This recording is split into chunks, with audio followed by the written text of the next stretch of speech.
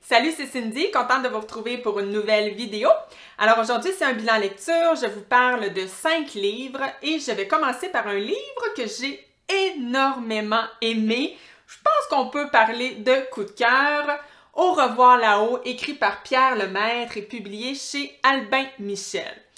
Alors ce livre-là, il fait presque 600 pages et après genre 50 pages, je savais déjà que ça allait être un coup de cœur parce que ça commence tellement fort. D'ailleurs, si j'ai un seul petit bémol à donner à ce livre-là, c'est que ça commence tellement fort qu'après ça, je dirais que le rythme baisse peut-être un peu, ou en tout cas, c'est pas tant le rythme, mais on va prendre un autre angle, une autre direction, ce qui fait que oui, on n'est plus dans les mêmes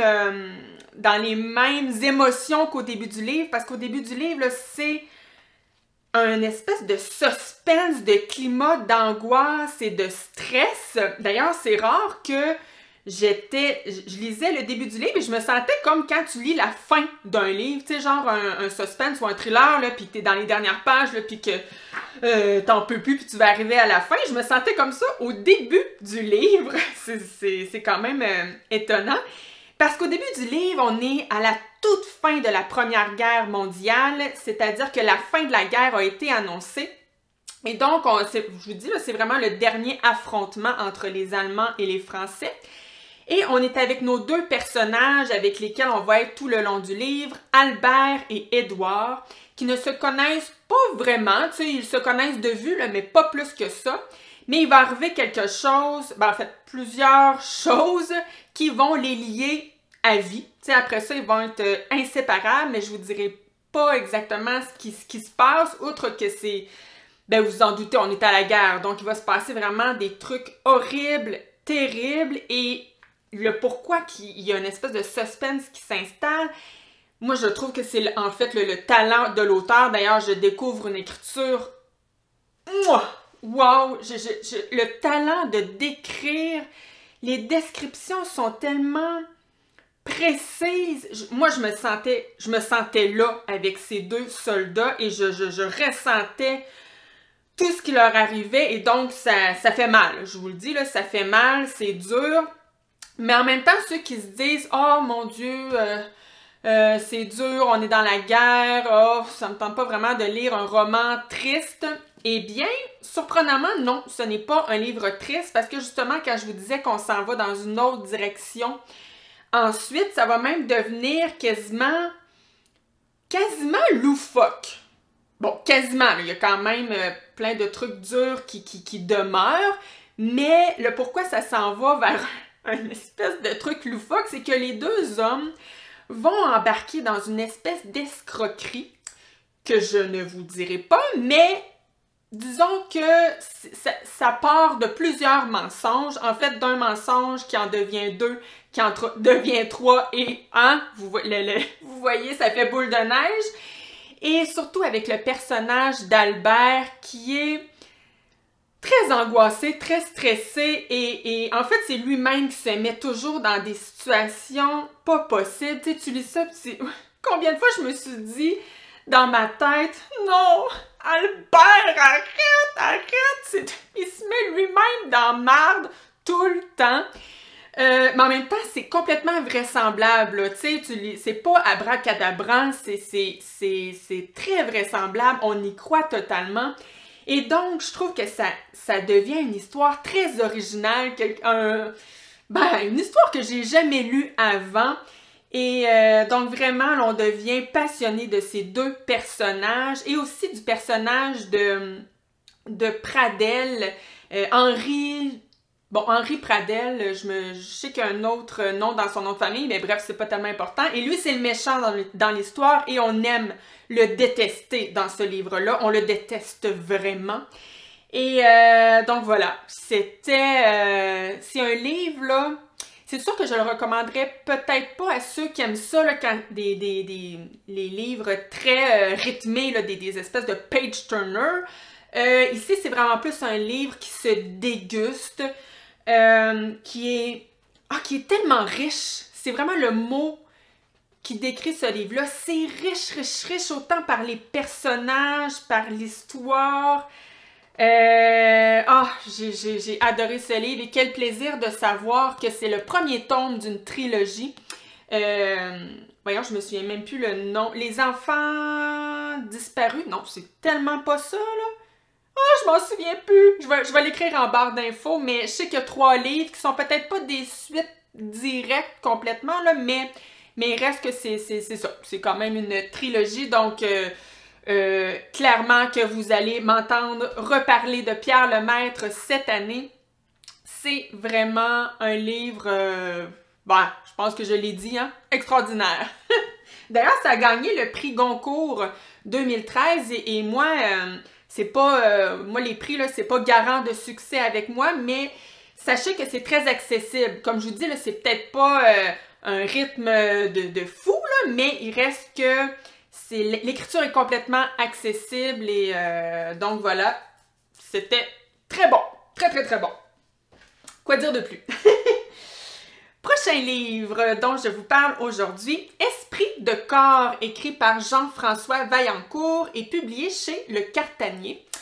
Alors ici, je vous avouerai que ça a été une grosse déception, pas tant parce que c'était pas bon, mais parce que j'avais beaucoup d'attentes face à ce livre. Tu sais, des fois, il y a des livres comme ça que tu achètes et t'es sûr que tu vas aimer ça. C'était le cas ici, et finalement, je l'ai pas tant aimé, et pourtant, gros coup de cœur pour l'écriture de cet auteur, Jean-François Vaillancourt. Vraiment, là, il a un super beau style. Je sais pas, moi je l'imaginais, je trouvais que c'était une écriture jeune, dynamique. Moi, je l'imagine jeune. Je suis pas allée vérifier son âge, mais je sais que c'est son premier roman, donc il doit pas être très vieux. Mais voilà, il y a vraiment un beau style, c'est super bien écrit. Donc le problème n'était pas là, mais pas du tout. C'est que ce livre-là, là vous me voyez hésiter, hein, c'est parce que j'ai envie de dire que c'est un roman d'ambiance ou d'atmosphère, mais en même temps je suis pas sûre de ce que je dis là, peut-être que je suis dans le champ. Mais je vous explique, c'est que dans ce livre-là, on plonge dans le monde de l'armée. Donc, on est avec des recrues en entraînement qui veulent devenir des soldats. Et il n'y a pas d'histoire. Il n'y a pas d'histoire à ce livre-là. Vraiment, là, il n'y a pas de personnage principal. Je ne suis pas capable de vous faire un résumé de ce livre-là, autre que de vous dire, voilà, qu'on est dans le monde de l'armée. J'ai envie de vous dire, c'est un peu comme c'est une fiction, hein, mais moi, je me sentais comme quand on écoute un documentaire, genre, une journée dans la vie d'un pompier. Puis là, pendant 1 heure, il y a plein de trucs voyons, vas-tu le dire, on est avec le pompier, puis on voit tout ce qui lui est arrivé dans la journée, puis après ça, on a un peu une meilleure vision de ce que peut être le métier de pompier, tu sais. C'est pas mal ça ici. Tu lis ce livre-là, puis après, tu dis « Ah, bon, OK, ça ressemble à ça, le monde de l'armée, ça ressemble à ça, les entraînements. » C'est intéressant, là, c'est intéressant, puis en plus, on y croit totalement, parce qu'en avant-propos, on nous dit que Jean-François Vaillancourt a été lui-même dans l'armée pendant plusieurs années. Donc, le gars, je pense qu'il ne nous raconte pas n'importe quoi là-dedans. Je pense que c'est je pense que ça illustre très bien comment ça se passe. Donc oui, c'est intéressant. Là-dedans, il y a plusieurs sujets, l'espèce de rivalité entre les francophones et les anglophones.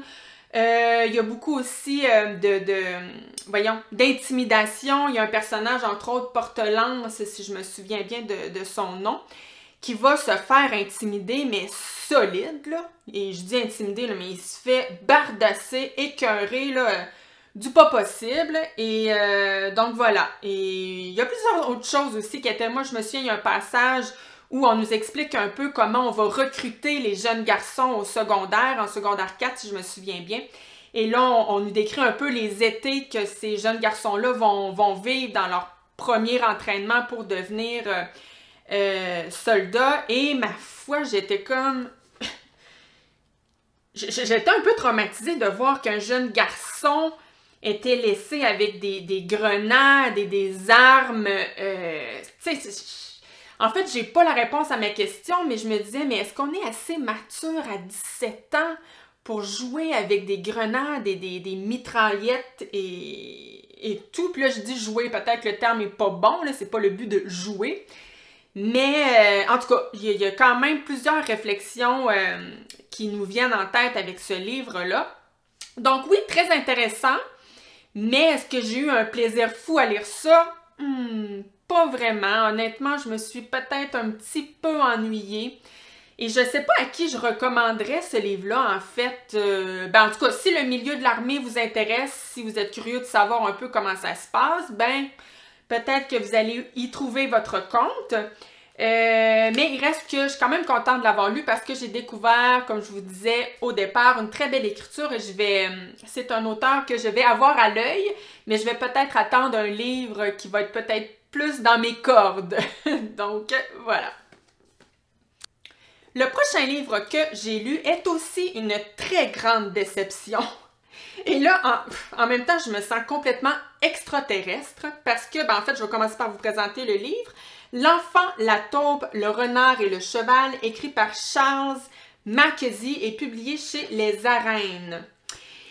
Et bon, quand je vous dis extraterrestre, c'est que j'ai connu ce livre-là grâce à Goodreads et ce livre-là il y a plus de 70 000 personnes qui l'ont noté et la note moyenne est de 4,6, ce qui est très fort sur Goodreads, donc je m'attendais, ma foi, à lire un chef-d'œuvre. Et Pelay, moi je n'ai pas aimé ce livre.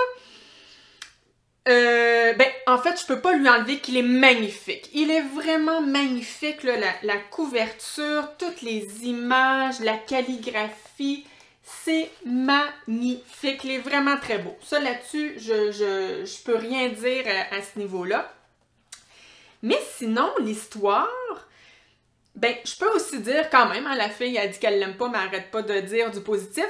Non, mais l'idée de base était bonne, parce qu'on est avec ces 4 personnages, l'enfant, la taupe, le renard et le cheval, et j'ai compris le message derrière que, bien qu'ils soient différents, qu'ils ne parlent pas le même langage, ils peuvent s'aimer, et d'ailleurs, ils vont devenir, il y a une belle histoire d'amitié qui va naître entre eux, donc ça, j'aimais le message derrière, mais sinon, quand je vous dis message, on nous dit en 4e de couverture que ce livre-là est une fable. Et moi, le souvenir que j'ai des fables, genre, je me souviens, on en voyait beaucoup au primaire, et souvent, c'était une magnifique histoire, et avec, oui, derrière, un message. Puis je me souviens, le professeur nous en parlait, nous expliquait c'était qu'est-ce qu'on voulait emmener par le message, et je trouvais ça super intéressant. Mais ici, moi, j'ai pas trouvé que c'était une histoire avec un message, mais bien plein de messages. J'avais juste une idée en tête quand je lisais ça, je trouvais que ça ressemblait... J'avais l'impression de lire un Paulo Coelho pour enfants. Vraiment, là, c'est tout ce que j'avais en tête en lisant ça. Je pense que le mieux que je peux faire, c'est de vous lire quelques passages pour que vous puissiez comprendre. Là, j'y vais, là, certaines pages. On attend souvent que les autres soient gentils avec nous, mais qu'est-ce qu'on attend pour être gentil avec soi-même, dit la taupe. Souvent, la personne à qui tu pardonnes le moins, c'est toi. Bon. Autre page que j'ai pris au hasard. Demander de l'aide, ce n'est pas abandonner, dit le cheval, c'est refuser d'abandonner. Autre page au hasard. Ton verre est à moitié vide ou à moitié plein, demanda la taupe. Je suis bien content d'avoir un verre, dit l'enfant. Et bon, je pense que vous comprenez un peu le genre de livre. Et là, attention, je ne dis pas que les messages dans ce livre-là ne sont pas vrais, ne sont pas beaux. Non, ce sont tous des très beaux messages, mais il n'y a pas d'histoire. Il n'y a pas d'histoire, c'est plein de messages. Et donc, je me disais, mais à qui ce livre-là peut plaire? Mais bon, en même temps, j'ai bien vu par Goodreads que ça a plu à beaucoup de gens. Mais moi, je me disais que comme adulte, c'est toutes des phrases que j'ai déjà entendues ou lues dans d'autres livres, par exemple dans les livres de croissance personnelle. Donc, c'était vraiment comme un ramassis de plein de phrases déjà vues, voilà. Et pour un enfant, quand je vous parlais des fables qu'on apprenait au primaire, je trouve que c'est parfait pour un enfant parce qu'il y a une histoire, donc c'est super intéressant. Puis après ça, ça te permet de parler avec ton enfant justement d'un message et de l'éveiller à une espèce de spiritualité et tout. Et ça, je trouve ça merveilleux. Mais ce livre-ci, je ne pense pas que les enfants puissent aimer ça. J'ai même pas fait le test avec ma fille de 5 ans. Je le sais qu'après 10 pages, elle va dire oh maman, on va-tu jouer à la pâte à modeler, tu sais? Je le sais. Et là, vous allez me dire, ouais, mais Cindy, ce livre-là permet de semer justement des graines et d'amener ton enfant vers justement cette espèce de spiritualité-là. Ça permet de parler avec lui de plein de trucs. Peut-être, mais moi je trouve qu'il y a tellement de messages dans ce livre-là que c'est lourd pour un enfant. Il y en a trop. Il y en a trop. Genre, à chaque page, je le sais que ma fille m'aurait posé des questions jusqu'à ce qu'elle se tanne, comme je vous dis, après à peu près 10 pages d'après moi. Mais j'aurais toujours été en espèce d'explication. Et ben, peut-être qu'il y a des enfants qui sont hyper intéressés par ça, mais moi, honnêtement, dans mon entourage, là, je suis certaine que j'aurais emmerdé tous les enfants que je connais. Peut-être aussi que c'est parce que j'explique mal, puis bon, je sais pas. Mais je sais ça. Je ne pense pas, moi, que ça peut plaire à des enfants, ce livre-là. Mais oui, ça peut plaire à des parents qui ont peut-être envie d'en parler avec leurs enfants, puis de les ouvrir vers ces messages-là, je sais pas trop. Sur l'ouverture vers soi ou bon, j'ai peut-être pas les bons termes, mais ben, à vous de voir. Moi, je vous dis ce que j'en ai pensé. Voilà. Prochain livre, une BD, et ben voyons, encore une déception, c'est vrai, j'avais pas réalisé, mais à part le premier livre, je suis pas très positive aujourd'hui. Mais c'est pas mauvais. Par contre, ouais, je vous explique. Alors, cette BD, c'est Ils étaient 10, écrit, ben en fait, c'est l'adaptation du roman d'Agatha Christie et c'est adapté par Pascal Davoz et Calixte et c'est publié chez Paquette, je sais pas. Alors, ben pourquoi c'est une déception? Moi, il faut dire que j'ai lu le roman d'Agatha Christie que j'avais adoré. Et cette baie-là, elle est très très belle. Les planches sont magnifiques. Je vous dirais même que c'est une bonne adaptation, mais je pense que c'est un roman qui doit être lu sous forme de roman. je pense que ce n'est pas un roman qui aurait dû être adapté en BD. C'est carrément. Et le pourquoi, en fait, c'est que le roman, ben la BD aussi, on est dans un huis clos. Et ce qui est passionnant, c'est l'espèce de climat d'angoisse et de suspense qui s'installe parce que les 10 personnages qui sont pris sur cette île, ils sont seuls et il se passe des meurtres.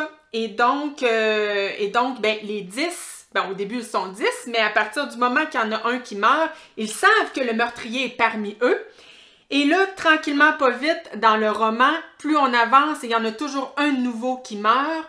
Et donc là, on sent les personnages qui s'analysent, qui se regardent et qui se disent « Attends un peu, là, c'est un de nous qui est le meurtrier. » Donc, tu sais, vous comprenez l'espèce de climat d'angoisse. Et donc, dans le roman, ça s'installe très lentement et on avance lentement et on vit cette angoisse-là avec les personnages.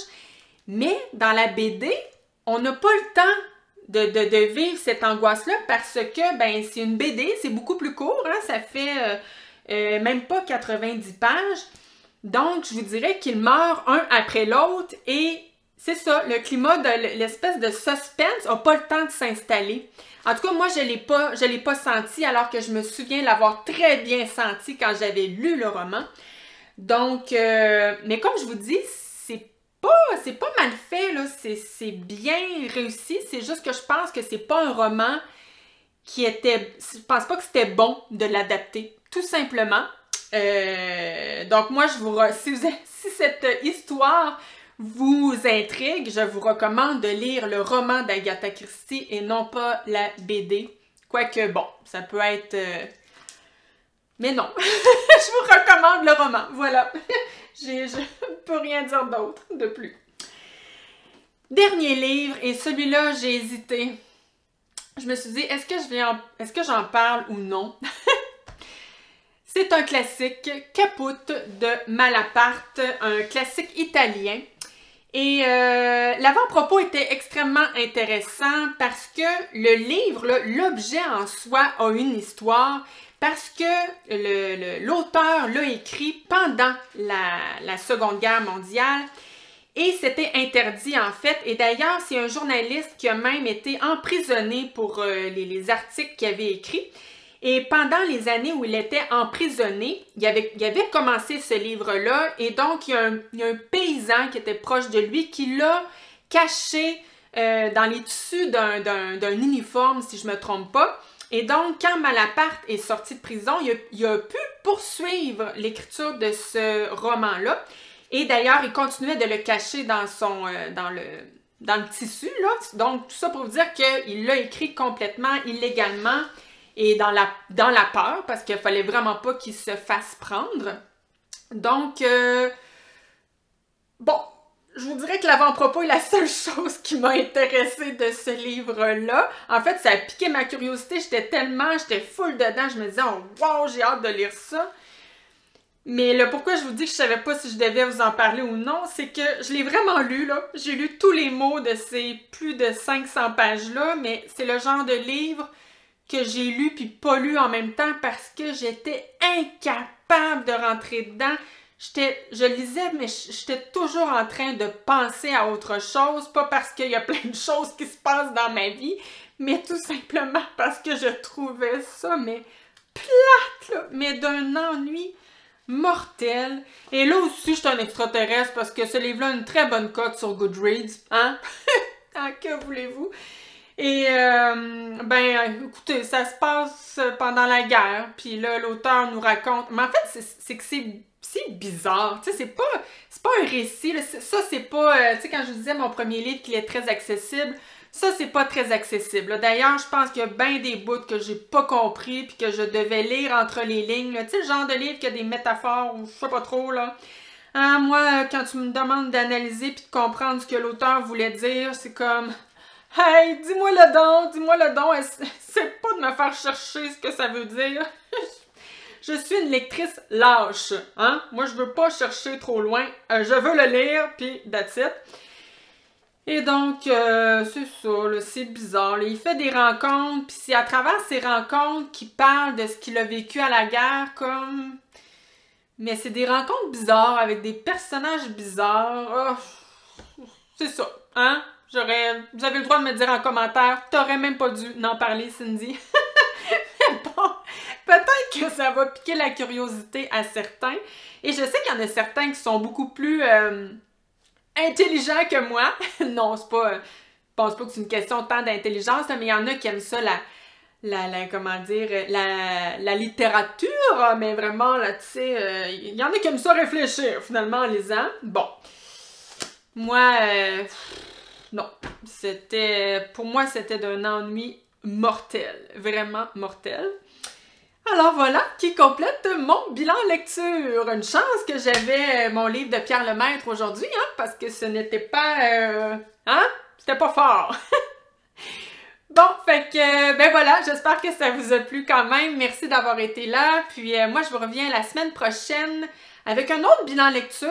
Ça va bien quand même, j'avance ma pile à lire descend tranquillement, donc si ça vous intéresse, ben je vous invite à vous abonner à ma chaîne, ça fait toujours plaisir. Et on se revoit la semaine prochaine. Bye!